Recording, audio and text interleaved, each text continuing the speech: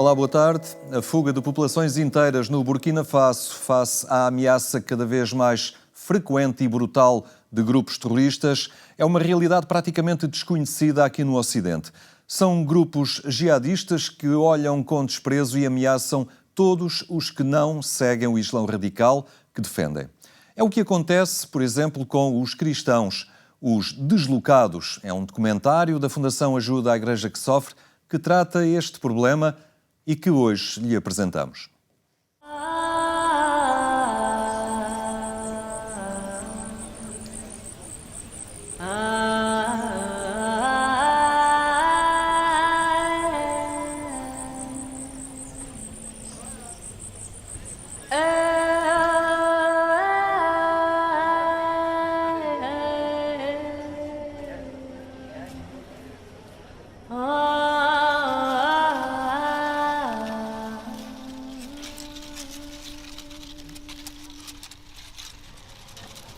They surrounded the church one Sunday, came in and shot at us.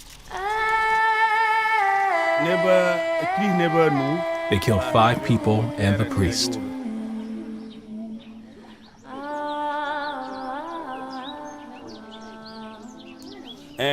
After they killed the people inside, they gathered all the things, pews, altar things, and put them in the middle of the church and set them on fire. I can still see their faces. Some had guns, others still pipes in their hands. I don't know why they did this. They did not say.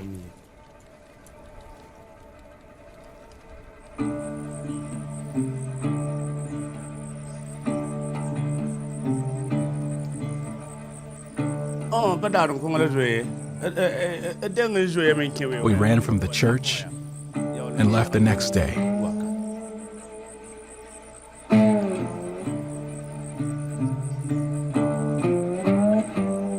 We had to run and abandon all of our belongings, livestock, and everything.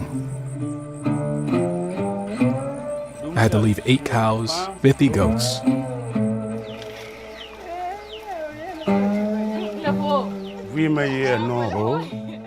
Our life in Dablo was peaceful. Not easy, but peaceful and with family.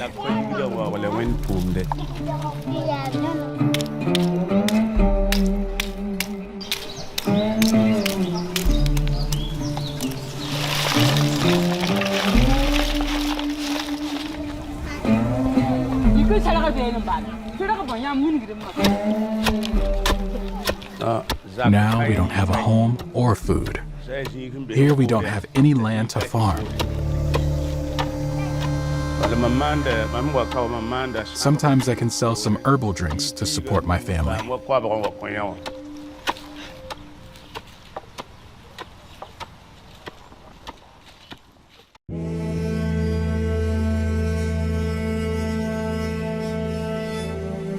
The Sahel of northern Africa stretches almost 6,000 kilometers between the Atlantic coast of Senegal to Eritrea and the Red Sea.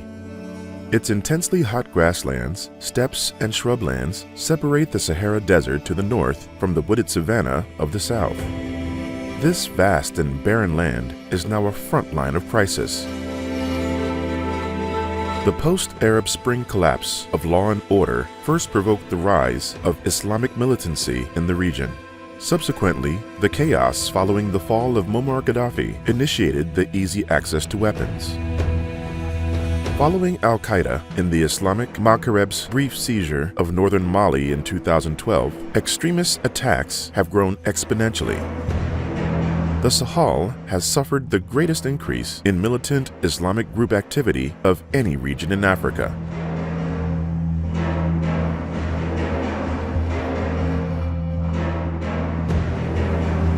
Caught in the crossfire are those Muslims and Christians who don't agree with the extremist ideology.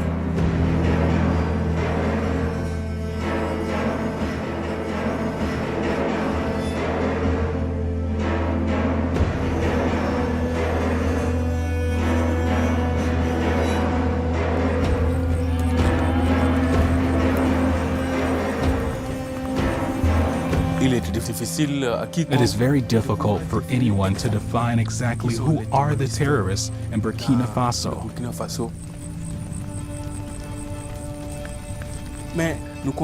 There are several motivations. Terrorist attacks are sometimes religious, sometimes linked to organized crime, and sometimes ethnic. So there is a mixture of motives. And this is what makes it hard to really identify them.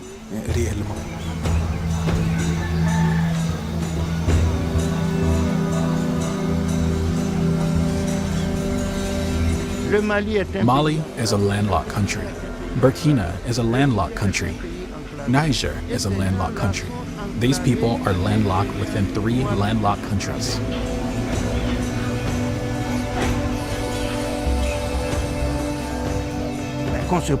Let's ask the question of how they get fuel, how they get weapons. Personally, I would like to know how they get money, how they get cash.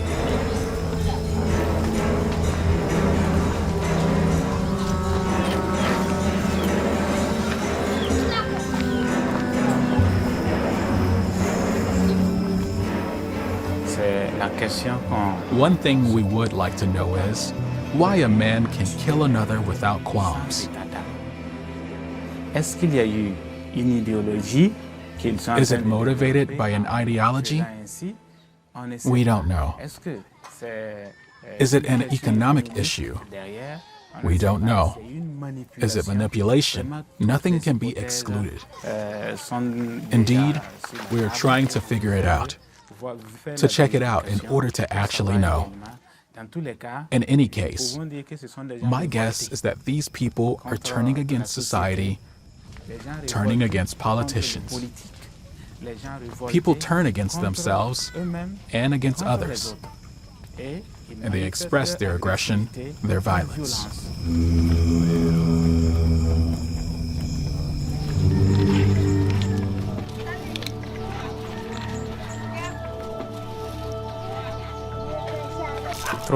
Trauma affects everyone. When we see children, they already show it when they hear gunshots. When we arrived, the first thing they do is to run. This is a sign of trauma because those who came to kill their parents arrived the same way. We reassure them that it is not the case.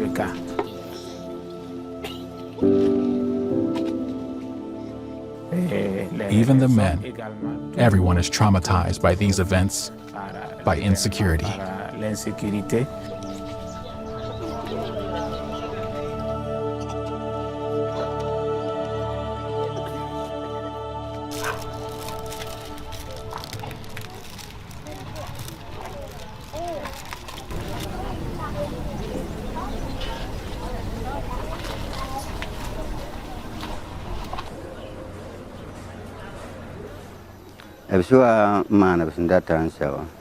After they did whatever they wanted, they started shooting point blank at David's head and Theophiles and Felipe's.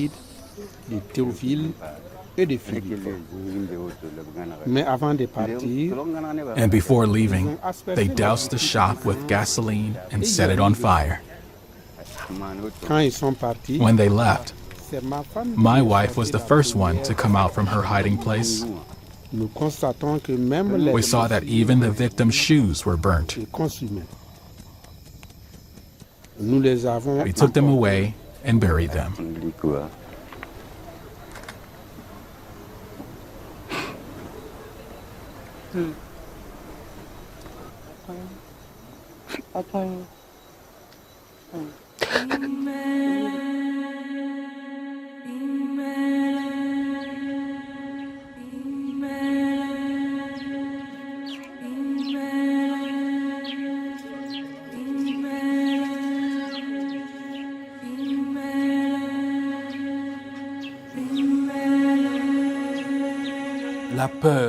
The fear of losing everything, of no longer making sense of one's life is more traumatizing. We see this when we visit IDP camps. They need food, of course, but they need something else. They need to be seen as men and women of this land and not as foreigners in their own country.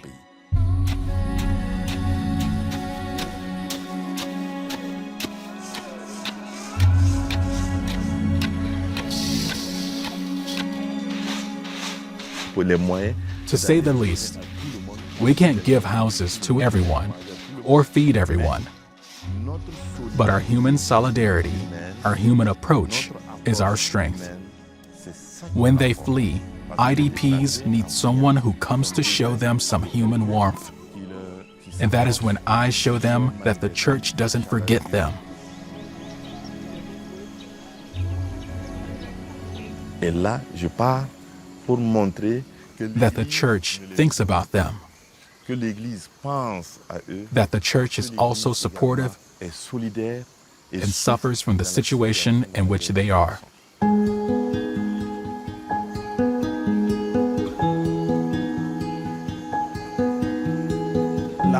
Most displaced people are Muslims because, in fact, in the north, we have many more Muslims.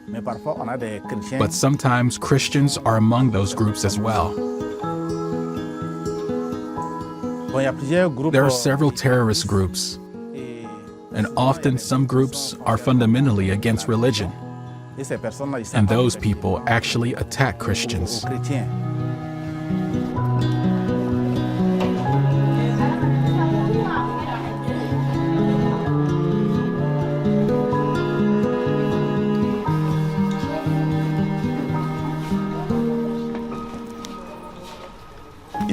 There was a procession, Et quand ils ont vu que and when they saw that Catholics were doing something, ils ont rapidement se sont mis en esprit, they quickly thought to attack them.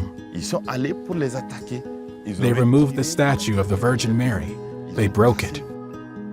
And afterwards, when they chased them out, they left. That is what Christians were escaping from.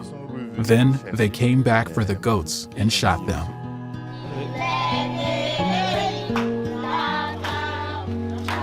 il y a eu des- Some people died that day.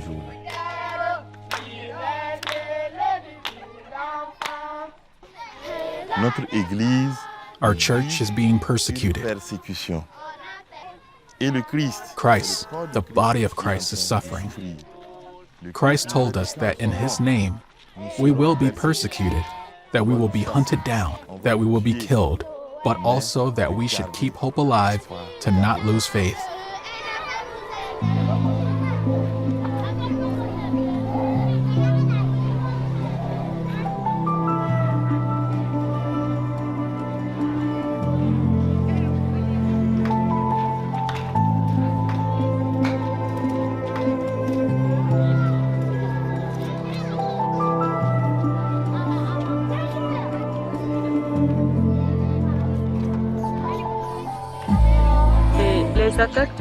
Terrorist attacks have truly affected the Catholic Church, and it is clear from the first attacks that Christians were really scared to come to church. Masses are celebrated at 5:45 a.m., and the church was almost empty.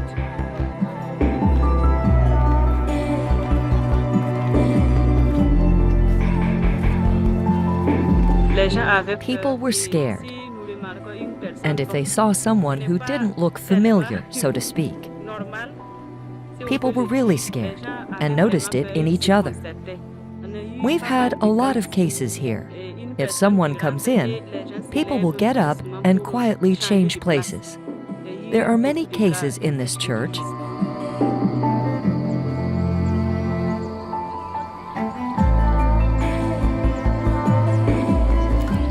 The church cannot remain indifferent to people suffering, because the church, her mission, is towards helping the poor, like Jesus did in His life.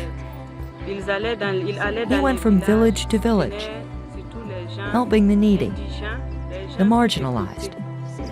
This is what the church is trying to do through its works, to be close to these displaced persons and to support them several times.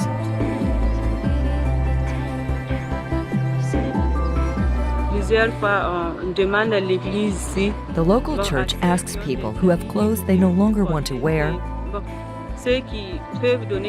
or those who can give something or food, and support these people. The church looks more towards that person.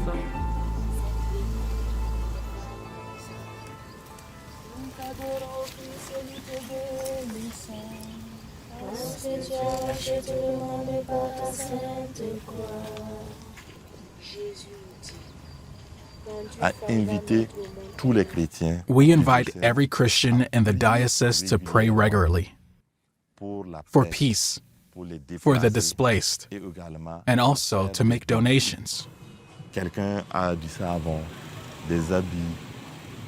Someone might have some soap, some clothes. He made us all aware, invited us that we might help each other to help the displaced.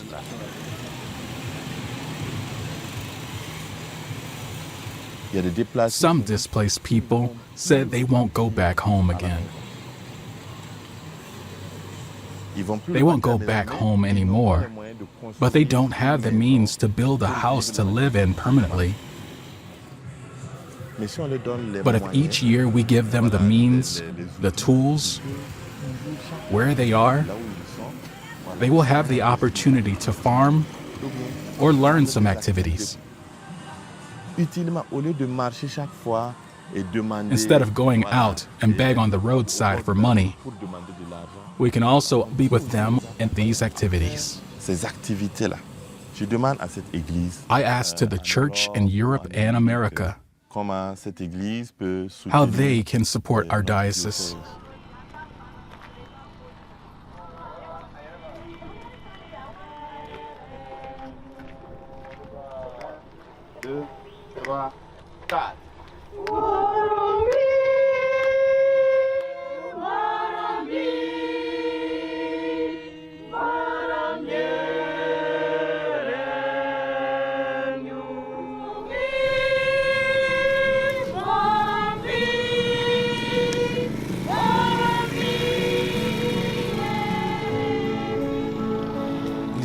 They come penniless, with nothing.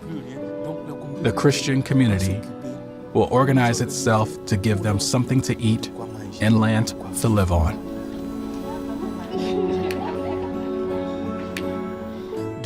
Secondly, they come from all religions, Muslims, Protestants, and Catholics. They fled together to this region. They came together from another region. We must also try to promote interreligious dialogue to facilitate coexistence among all these refugees. The fear is palpable, but there is also hope.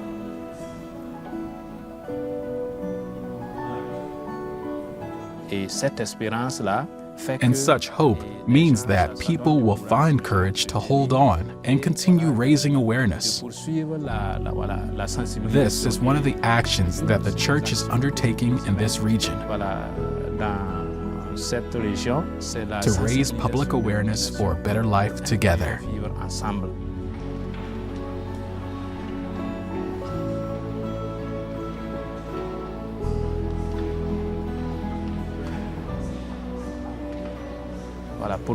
If people understand each other, look at each other like brothers and sisters, I think distrust will diminish, and we will be able to work together so that there is no collaboration with terrorists, while everyone will see their country as their own country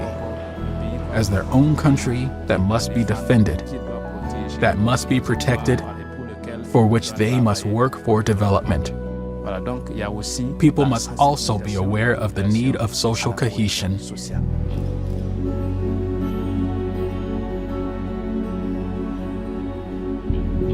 The Holy Father left a message, addressed a message to all people of goodwill, especially to Catholics, asking them to take an important step from others to us. This means working for greater integration, becoming aware that we all need to work to ensure that there are no more others but us, to move from a civilization of indifference to a civilization of solidarity.